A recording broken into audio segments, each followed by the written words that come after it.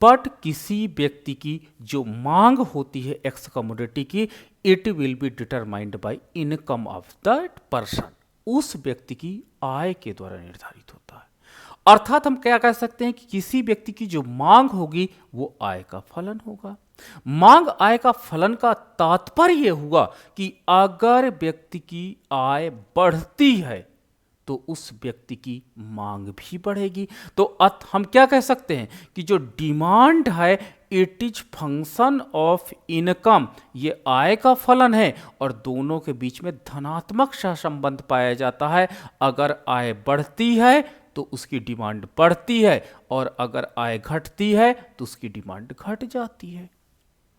ठीक है, तो इस प्रकार हम देख सकते हैं कि जो आय स्वतंत्र चर है, आपका इंडिपेंडेंट वेरिएबल है, और जो आपका डिमांड है ये डिपेंडेंट वेरिएबल है। तो जब हम इन दो चरों के मध्य इलास्टिसिटी कैलकुलेट करते हैं तो इसे हम लोग इनकम इलास्टिसिटी के नाम से जानते हैं।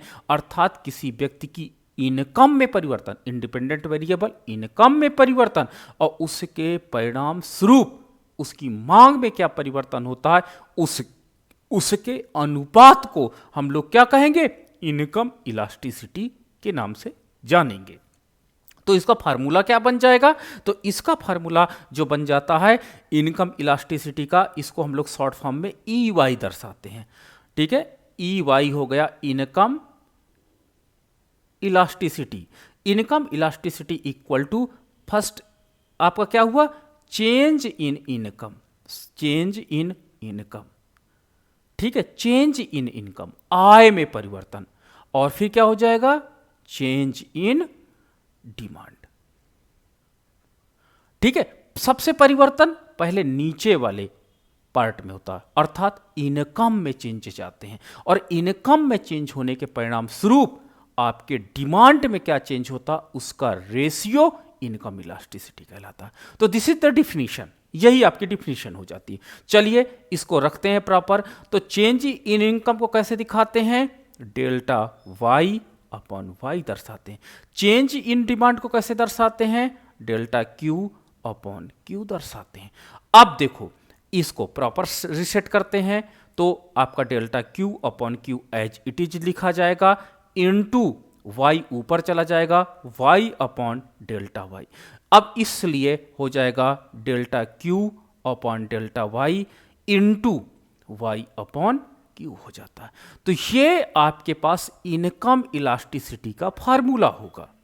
ठीक है, अब इनकम इलास्टिसिटी का फार्मूला हो जाएगा E Y equal to plus क्या हो जाएगा, delta Q upon delta Y into Y upon Q. तो अब इसमें सिंबल प्लस क्यों लगेगा, देखो प्राइस इलास्टिसिटी में आपने देखा होगा कि माइनस सिंबल लगता, इसमें प्लस क्यों लगेगा, क्योंकि डिमांड जो होती है वो आपका इनकम का फलन होती है। डिमांड जो होती है वो इनकम का फलन होती है और दोनों चर के मध्य धनात्मक सा संबंध पाया जाता है, इसलिए सिंबल होता है। जबकि प्राइस इलास्टिसिटी में आपने क्या देखा होगा कि जो डिमांड होती है वो प्राइस का फंक्शन पाई जाती थी और अगर प्राइस बढ़ती थी तो डिमांड घटती थी, तो इसलिए वहां पर निगेटिव सिंबल लगाया गया था। ठीक है, तो ये आपकी मांग की आय लोच का फार्मूला हो जाता है और मांग की आय लोच के इस फार्मूले के कारण हमारे पास क्या होता है कि हमको आय में परिवर्तन तथा उसके परिणाम स्वरूप जो हमारी मांग में परिवर्तन होता है उसके रिलेशनशिप को हम लोग यहां पर देखते हैं एंड कैलकुलेट करते हैं। ठीक है, अब जिस प्रकार इनकम इलास्टिसिटी के अंतर्गत भी 5 प्रकार की वस्तुएं पाई जाती हैं, वही 5 प्रकार की इलास्टिसिटी यहां पर भी कैलकुलेट होती है।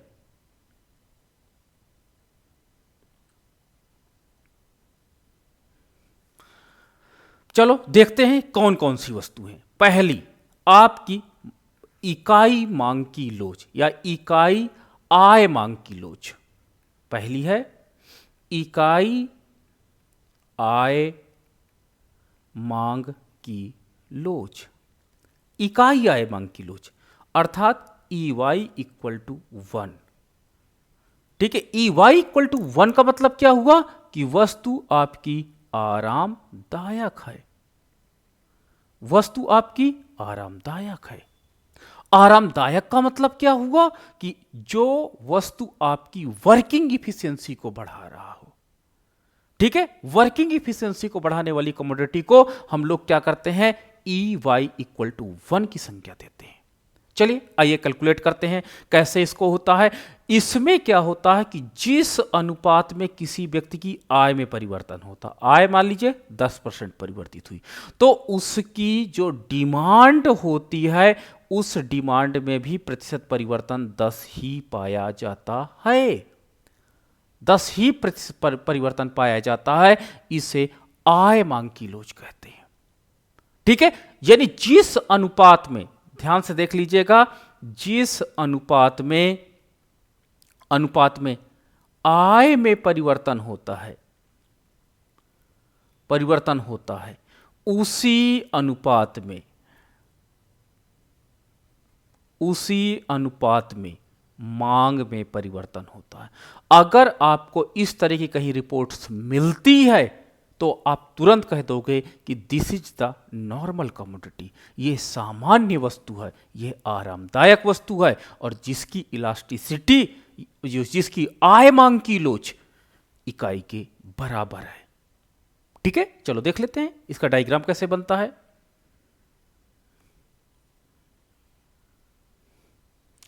आपके पास OX, OY, एक्स एक्सिस पर इनकम को लिया गया है तथा वाई एक्सिस पर हम लोगों ने डिमांड को लिया है।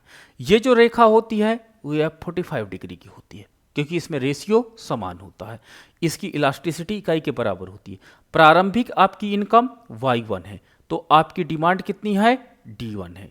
ठीक है, आपकी इनकम बढ़ करके कितनी हो जाती है, आपकी इनकम बढ़ करके हो जाती है Y2, तो आपकी डिमांड भी बढ़ करके, क्वांटिटी बढ़ करके कितनी हो जाती है, D2। तो देखिए 10% अगर आपकी इनकम बढ़ती है तो 10% ही आपकी डिमांड बढ़ती है, यानी दोनों ये दोनों एरिया समान रहेंगे। तो ये हमने रिजल्ट निकाला इसके साथ।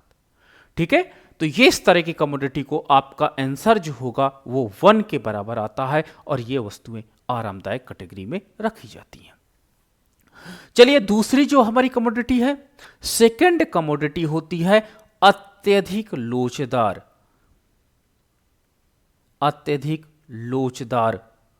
ठीक है, आय मांग की लोच। अत्यधिक लोचदार आय मांग की लोच। अत्यधिक लोचदार का मतलब क्या हुआ, वेरी इलास्टिक। तो ये हो जाएगा EY is greater than 1। EY is greater than 1 इसका मतलब होता है कि जो लोच है, जो इलास्टिसिटी है वो ज्यादा है। और इलास्टिसिटी यानी ज्यादा है, इसका तात्पर्य होता है कि किसी व्यक्ति की आय में यदि 10% परिवर्तन होता है, 10% परिवर्तन होता है, तो उसकी मांग में 10% से अधिक परिवर्तन देखा गया है। ठीक है, यानी जिस रेशियो में इनकम में चेंज होता है उस रेशियो से अधिक रेशियो में उसकी डिमांड में परिवर्तन होता है, भले 11% हो जाए लेकिन 10% से ज्यादा है। तो अर्थात किसी व्यक्ति की अगर आय बढ़ती है तो उसकी डिमांड बढ़ेगी,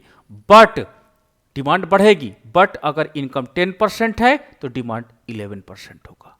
अगर इनकम 10% डिक्लाइन होती है तो डिमांड क्या हो जाएगा, आपका 11% डिक्लाइन होगा, यानी बढ़ती भी तेजी से है और घटती भी तेजी से है। ये तो दोनों रिजल्ट हमको ऐसे पाए जाते हैं। ठीक है, चलो आइए देख लेते हैं।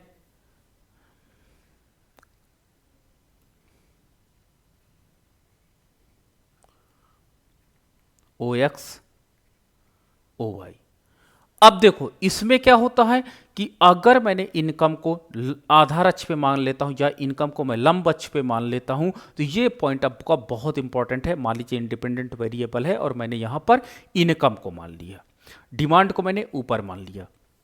ठीक है, तो ये आपके पास क्या होता है कि आपकी जो इलास्टिसिटी होगी, रुको ये आप उल्टा इसको कर लो, डिमांड को एंड इनकम को, ज़्यादा मच बेटर रहेगा। ये आपके पास कम स्लोप वाली रेखा होगी। अगर आप उल्टा मानते हो तो ये यहां पर रेखा जाएगी, यहां पर, ठीक है। यानी जिस एक्सिस पे आप इनका वो डिमांड मांगोगे उधर ये रेखा झुकी हुई प्राप्त होती है। अब देखो आपकी इनकम क्या हुआ, इनकम हुई आपकी 100 रुपए, तो आपकी डिमांड है मान लीजिए 10 इकाई की। आपकी इनकम चेंज होकर के कितनी हो जाती है, मान लीजिए 110 हो जाती है। इनकम में 10% परिवर्तन हुआ तो आपकी डिमांड बढ़ करके कितनी हो जा रही है, 20 हो जा रही है। तो हम क्या कहेंगे, डिमांड में ज़्यादा परिवर्तन हो रहा है।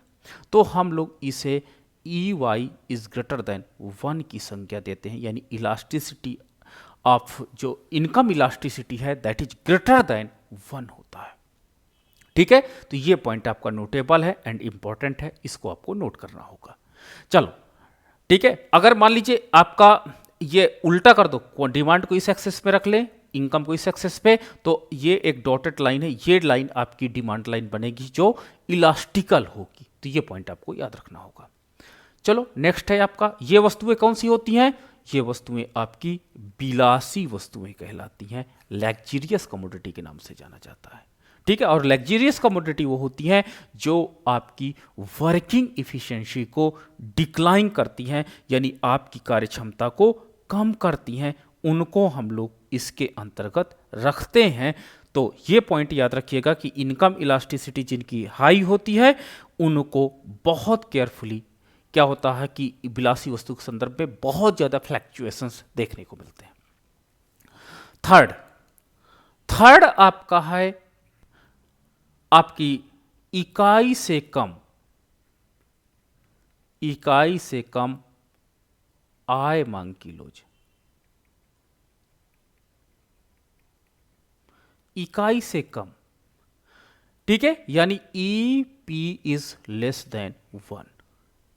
इलास्टिसिटी ऑफ प्राइस क्या है, इकाई से कम है। और इकाई से कम का मतलब होता है कि किसी व्यक्ति की यदि आय में परिवर्तन 10% होता है, ठीक है, तो उसकी मांग में परिवर्तन क्या होता है, 10% से कम पाया जाता है। तो उसकी मांग बढ़ेगी तो बट 10% ना बढ़ करके 8% बढ़ती है। अर्थात यदि व्यक्ति की आय है घटती है 10%, तो उसकी मांग जो होगी, मांग घटेगी कितनी, 8%। यानी हरदम इस रेशियो से, इनकम के रेशियो से जो मांग होती है वो कम, उसमें परिवर्तन दिखाई पड़ता है। तो इस प्रकार की वस्तुओं को हम लोग क्या कहते हैं, इकाई से कम मांग की लोच के नाम से जानते हैं, ठीक है। और इसे हम लोग आवश्यक वस्तु की कैटेगरी में रखते हैं, आवश्यक वस्तु की श्रेणी के अंतर्गत रखते हैं, इसेंशियल कमोडिटी के लिए संदर्भ में रखते हैं। और इसेंशियल कमोडिटी कौन सी है, इसेंशियल कमोडिटी वो है जो आपकी कार्य क्षमता को क्या होती है, नहीं, आवश्यक वस्तु वो होती है जो आपको जीवन के लिए, कार्य क्षमता को बनाए रखने के लिए आवश्यक होती है। ये बोले कार्य क्षमता को बनाए रखने के लिए आवश्यक है, जो वर्किंग इफिशिएंसी को आपको मेंटेन रखे। कम से कम आपको इन चीजों को कंज्यूम करना होगा ताकि आप चलते फिरते रहें, काम करते रहें। तो वर्किंग इफिशिएंसी को मेंटेन करने के लिए बढ़ाता कौन है, सामान्य वस्तु जिसकी इलास्टिसिटी इकाई के बराबर होती है, वो आपकी वर्किंग इफिशिएंसी को बढ़ाता है, ठीक है। और वर्किंग इफिशिएंसी को जो मेंटेन रखने का काम होता है वो कौन मेंटेन करता है, वो वर्किंग इफिशिएंसी को मेंटेन करने का काम जो होता है वो आपकी कमोडिटी कहलाती है, आपकी कम आय मांग की लोच कहलाती है। तो ये पॉइंट आपका इंपॉर्टेंट हो जाता है। चलिए इसका हम ग्राफिकल रिप्रेजेंटेशन करते हैं। तो ग्राफिकल रिप्रेजेंटेशन में हम देख सकते हैं कि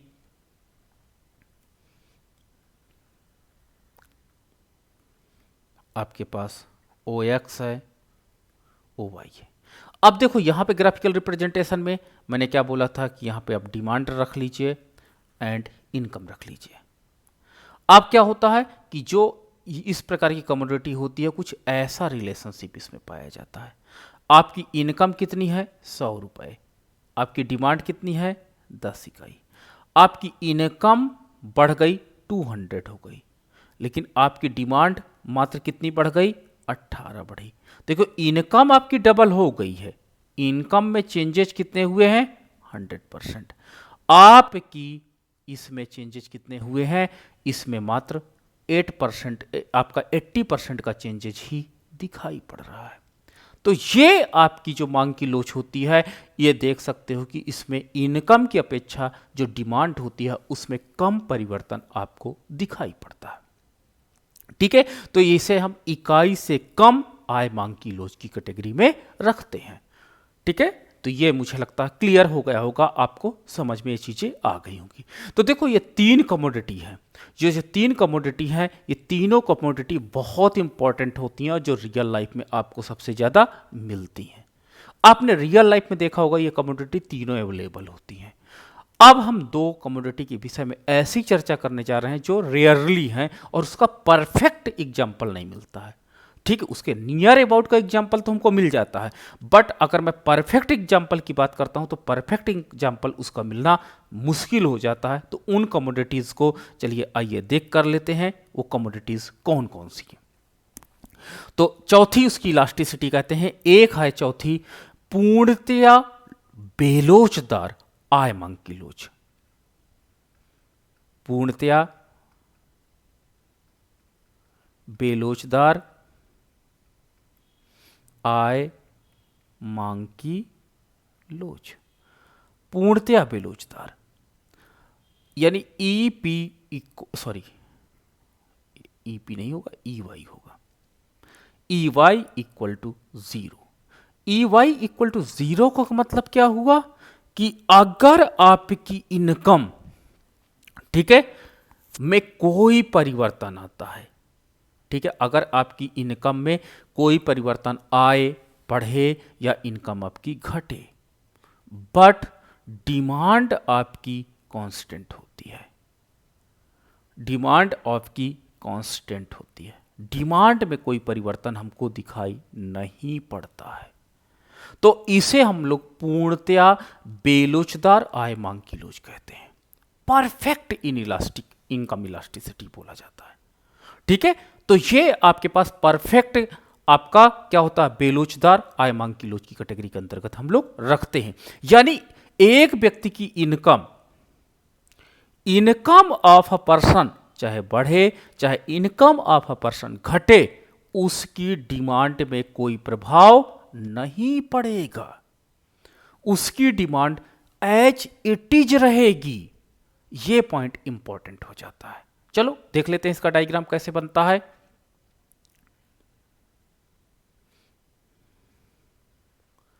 इसका डायग्राम ये आपकी, अगर मैंने लंब अक्ष पर इनकम को लिया है और आधार अक्ष पर अगर मैंने डिमांड को लिया है, तो हमारे पास जो लाइन होगी वो पैरेलल टू द, किसके पैरेलल होगी?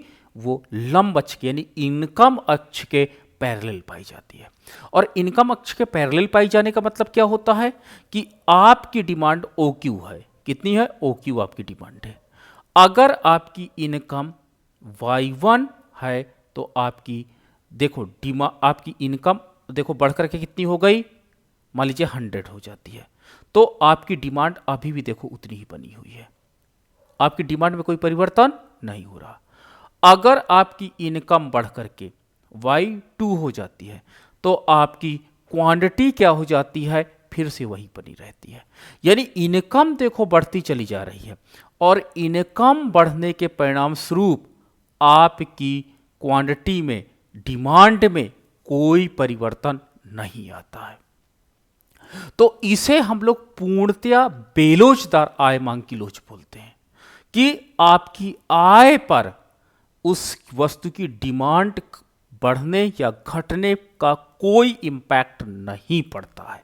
अर्थात उपभोक्ता की आय बढ़े या उपभोक्ता की आय घटे, बट डिमांड जो होती है वो हरदम कांस्टेंट पाई जाती है। और आपको ऐसा अगर रिलेशनशिप प्राप्त होता है तो इसे हम लोग पूर्णतया बेलोचदार आय मांग की लोच की कैटेगरी के अंतर्गत रखेंगे। नाउ द नेक्स्ट है पांचवा। पांचवा आपका क्या है? पांचवा है पूर्णतया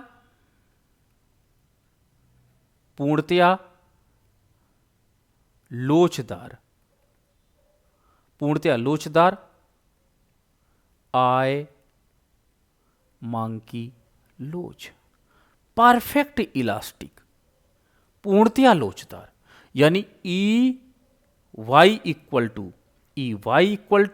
इनफाइनाइट होता है। E Y equal to infinite होता है। और E Y equal to infinite का मतलब क्या हुआ? इसका मतलब यही हुआ कि अगर किसी व्यक्ति की इनकम बढ़ती है, बहुत केयरफुली देख लेना, यह डिफिनीशन नहीं मिलती है आपको। अगर किसी व्यक्ति की पूर्णतया लोचदार आय मांग की लोच के अंतर्गत इनकम में थोड़ा सा परिवर्तन होता है, आय में किसी व्यक्ति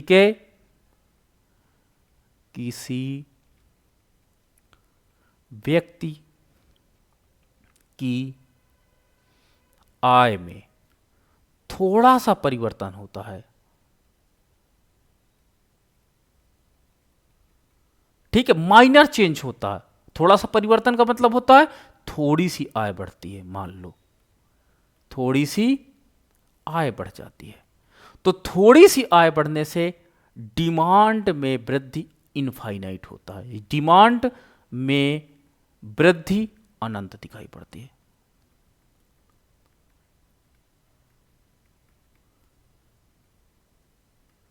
जो डिमांड होती है वो इनफाइनाइट चेंज करता है। और अगर किसी व्यक्ति की आय में थोड़ा सा गिरावट आ जाए, थोड़ी सी आय कम हो जाए, थोड़ी सी आय कम हो जाए, तो जब थोड़ी सी आय कम हो जाएगी तो उसकी डिमांड शून्य हो जाए, उसकी डिमांड शून्य हो जाए, यानी डिक्लाइन करके, डिमांड कम हो करके, डिमांड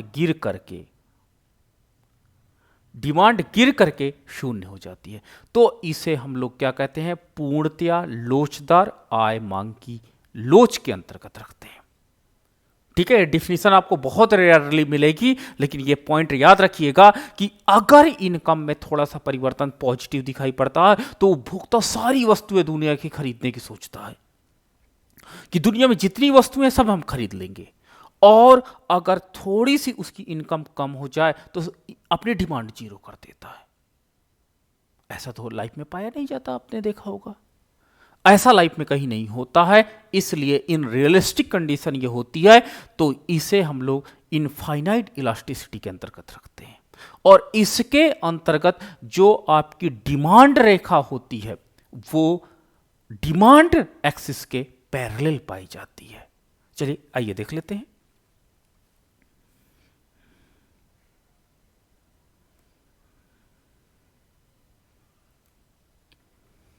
आपका ओ एक्स है, ओ वाई है।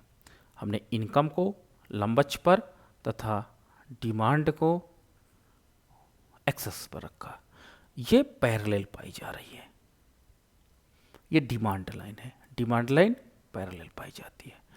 अब ये डिमांड लाइन पैरेलल होने का मतलब यह होता है कि आपकी इनकम अगर थोड़ी सी बढ़ती है तो आपकी डिमांड अनंत हो जाएगी, और अगर आपकी इनकम थोड़ी सी घटती है, डायग्राम में देखो नई चीजें मिलेगी, क्योंकि इस चीज का डायग्राम बनाना बड़ा मुश्किल, मतलब बहुत मुश्किल है। इसका आप लाइन तो समझ सकते हो, कॉन्सेप्ट समझ सकते हो, लेकिन जो मैं बोल रहा हूं उसका एग्जैक्ट डायग्राम बनाना बड़ा मुश्किल है। ठीक है, तो इस तरह की वस्तुएं जो होती हैं वो उनकी इलास्टिसिटी इकाई की इनफाइनाइट होती है, और अधिकतर new initiative commodity of the market के अंतर्गत आती हैं। जो न्यू कमोडिटी इनिशिएट करती हैं उनके अंतर्गत हम इन कमोडिटीज को रखते हैं। तो मैंने 5 प्रकार की डिमांड इनकम इलास्टिसिटी आपके साथ डिस्कस किया। अभी 5 प्रकार की इनकम इलास्टिसिटी होती है, और इन 5 प्रकार के आधार पर आपको एग्जाम में मैथमेटिकल सॉल्यूशंस एंड आपको नेचर ऑफ द कमोडिटी आना बहुत इंपॉर्टेंट है, तभी कुछ अच्छा हो सकता है। तो चलिए इनको एक बार जस्ट रिवीजन करते हैं और एक प्लेटफॉर्म पे सारी डिमांड लाइन को हम लोग रख लेते हैं। सबसे पहले आप के पास एक ऐसा एक्सिस जहां पे डिमांड नीचे हो, ऊपर भी हो सकता है, ठीक है। मैंने पहले डायग्राम में ऊपर करके आपको बनाया था, वो स्पष्ट हो गया होगा। फिर मैंने देखा कि मोस्ट ऑफ द बुक्स में इस प्रकार डिमांड जो होती है किसी व्यक्ति की डिमांड को, उसको एक्स एक्सिस पे दिखाते हैं तथा इनकम को वाई एक्सिस पर, तो उसके आधार पर मैंने प्लॉट किया है। चलो अब हम लोग क्या करते हैं, चलो देखते हैं इसको।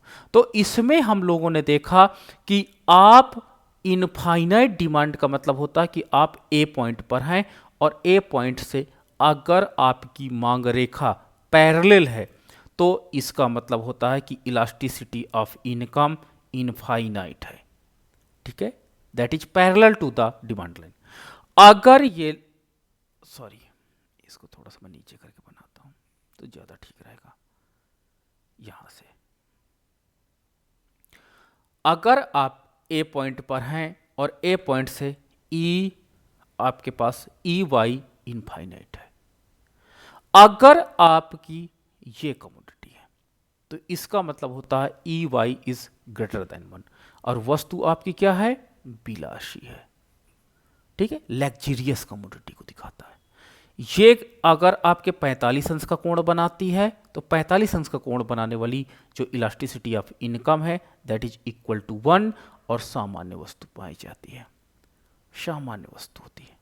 अगर ये थोड़ा सा ऊपर जाती है तो आपके पास E Y is less than होती है और वस्तु क्या होती है, वस्तु आपकी आवश्यक कैटेगरी के अंतर्गत आती है, ठीक है, इसेंशियल कमोडिटी।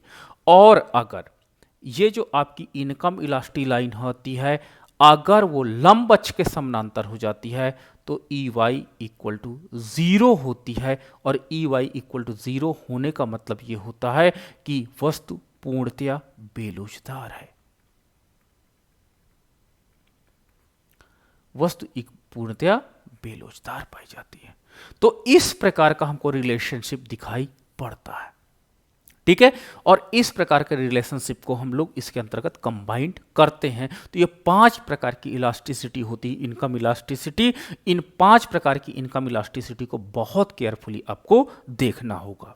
चलिए एक एग्जाम्पल के साथ हम इस क्वेश्चन को और क्लियर करते हैं मैथमेटिकल सॉल्यूशन के साथ। मैंने ये सारा का सारा अभी आपके साथ थ्योरेटिकल फ्रेमवर्क डिस्कस किया। अब चलिए इसको हम लोग डिस्कस करते हैं मैथमेटिकल फ्रेमवर्क के साथ। माना एक व्यक्ति की प्रारंभिक आय 100 रुपए है, उस वस्तु की खरीदी गई मात्रा 100 है। इन व्यक्ति की आय बढ़कर के 400 रुपए हो जाती है, उसकी खरीदी गई मात्रा अब 150 हो जाती है, ठीक है। देखो पहले आय 100 रुपए थी तो उसकी खरीदी गई मात्रा 100 यूनिट थी, यानी 100 रुपए से 100 खरीदता है। अब उसकी इनकम बढ़ करके 400 हो जाती है बट वो 150 खरीदने लगता है क्योंकि इनकम बढ़ गई है। तो प्रश्न है कि कैलकुलेट द इनकम इलास्टिसिटी, आय मांग की लोच की गणना कीजिए तथा कमोडिटी का नेचर बताइए कि what is the nature of the commodity, ये आपको डिफाइन करना है। तो चलिए सॉल्व करते हैं। वी नो दैट, हमें पता है, क्या पता है कि किसी व्यक्ति की जो इनकम होती है वो आपके इस फार्मूले से हम कैलकुलेट कर सकते हैं, ठीक है, इनकम इलास्टिसिटी। अब डेल्टा क्यू का मान क्या होगा, डेल्टा क्यू का मान निकालने के लिए Q2 माइनस Q1 होगा। तो Q2 क्या होगा आपका 150 माइनस 100 और इट विल बी 50। उसी प्रकार आपका डेल्टा Y इक्वल टू आपका Y2 माइनस Y1 ये हो जाएगा आपका 400 माइनस 100 इक्वल टू 300। Y मतलब Y1, Y मतलब Y1 और Y1 का मतलब होता है 100। Q माइनस Q मतलब Q1 और Q1 जो है यहाँ पर वो 100 है। चलो वैल्यूज़ को रख देते हैं। तो इनकम इलास्टिसिटी क्या हो जाएगी, इनकम इलास्टिसिटी आ जाएगी delta Q upon delta Y into Y upon Q. तो डेल्टा क्यू का मान जो है, डेल्टा क्यू का मान आपका 50 है, डेल्टा वाई का मान आपका 300 है, इंटू वाई का मान आपका 100 है और क्यू का मान आपका 100 है। 100 से 100 कट कैंसिल हो गया, 0 से 0 कैंसिल, 5 छक्का 30 हो जाता है, 1/6 हो जाता है, 0.1 और आपका 6.16 इलास्टिसिटी आती है। 0.16 इलास्टिसिटी का मतलब होता है कि वस्तु आवश्यक है because E Y is less than 1 है, यानी इलास्टिसिटी ऑफ इनकम इकाई से कम पाई गई है। तो जब इलास्टिसिटी ऑफ इनकम इकाई से कम होती है तो हम लोग क्या कहते हैं, हम लोग उसको बोलते हैं कि वो क्या हो जाती है, कम लोच वाली आय मांग की लोच के अंतर्गत आता है। तो इस तरह हम लोग क्या करते हैं, प्रश्नों को सॉल्व करते हैं। तो चलिए अब ये था मेरे